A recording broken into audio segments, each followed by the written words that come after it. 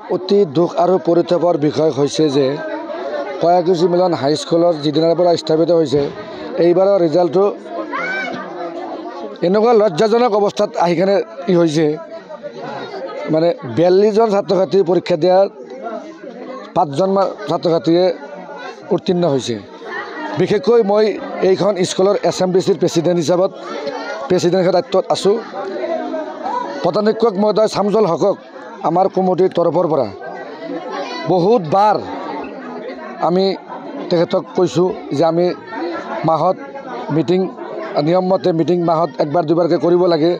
ল'ৰা ছোৱালী কি হৈ আছে পৰিৱেশ ছাত্ৰ ছাত্ৰী শিক্ষাৰ কি ক'ত অভাৱ হৈ আছে সেইবিলাক কৰিব লাগে, কিন্তু আমাৰ কমিটিৰ ওপৰত অলপো গুৰুত্ব নিদিয়ে।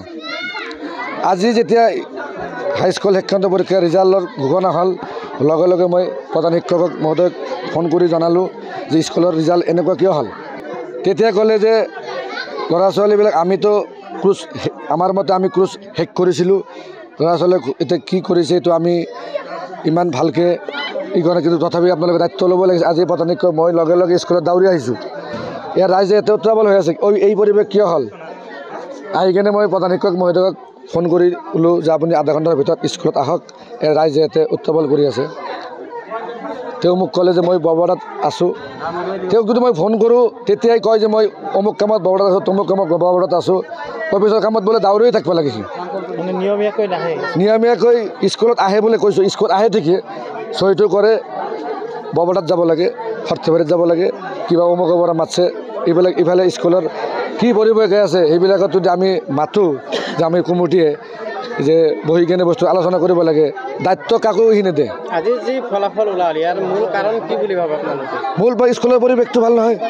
চৰকাৰী সুবিধা সকলো পাই আছে, চৰকাৰী সুবিধা সকলো পাই আছে। শিক্ষক মানে চকীদাৰ পোষ্টলৈ মোটামুটি 12জনমান আছে।